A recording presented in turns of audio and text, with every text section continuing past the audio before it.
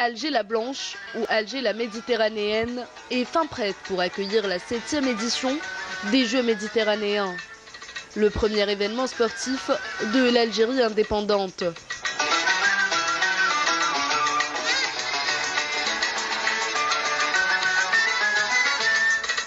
Une fierté nationale et un accomplissement digne et à la hauteur de cette prestigieuse manifestation sportive.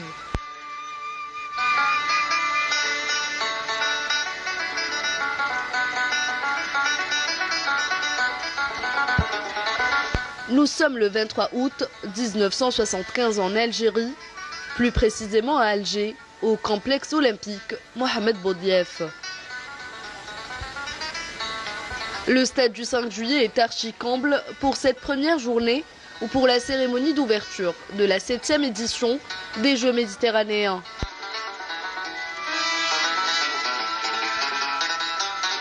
Après l'Égypte, l'Espagne, le Liban, l'Italie, la Tunisie et la Turquie, l'Algérie abrite pour la première fois de son histoire une compétition de cette envergure avec la présence de 15 nations et de 2444 athlètes, la plus forte participation depuis la première édition des Jeux méditerranéens.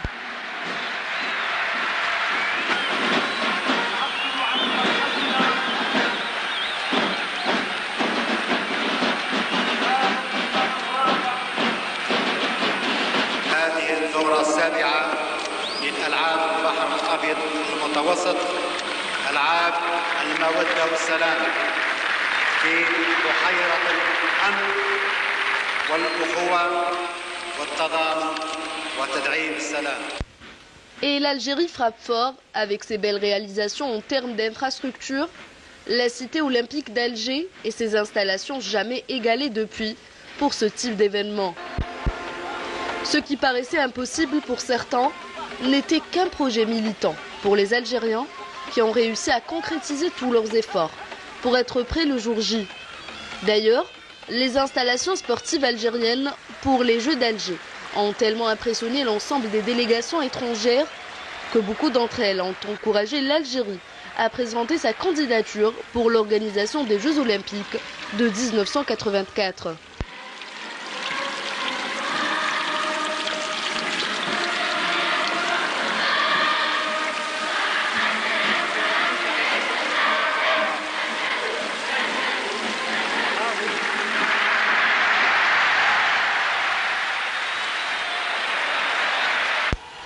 La cité olympique est dotée à cette époque-là du stade du 5 juillet, d'une salle omnisport, d'un complexe nautique, d'un stade des sports collectifs, d'une zone d'hébergement et de restauration et d'autres infrastructures qui ont fait d'elle un réel carrefour pour le sport méditerranéen.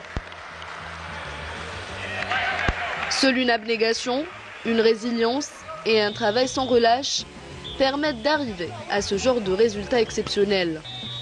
Le 15 mai 1975, le ministre français des Sports, présent sur le site des travaux de la cité olympique, avait déclaré au directeur des études et travaux, Béchir Agarbi, que la finition de ce projet dans les délais du 23 août est impossible. L'ingénieur a défié le français en lui disant de revenir dans 3 mois et que tout sera prêt.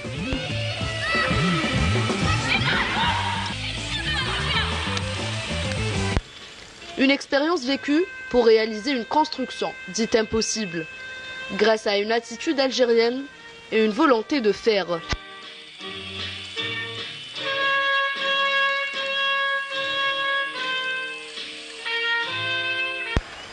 Les Jeux méditerranéens de 1975 et une première manifestation d'envergure après l'indépendance, admirablement réussie sur tous les plans et dans la perspective des JM d'Oran, qu'on souhaite tout aussi impressionnant, surtout qu'il coïncide avec la célébration du 60e anniversaire de l'indépendance algérienne.